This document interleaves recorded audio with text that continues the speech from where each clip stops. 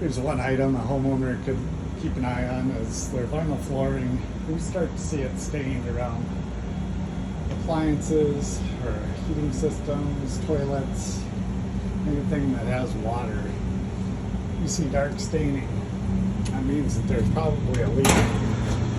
This furnace has a leaky drain system or condensating collection system, and it's leaking onto the floor, getting underneath the vinyl, and it stains and becomes wet.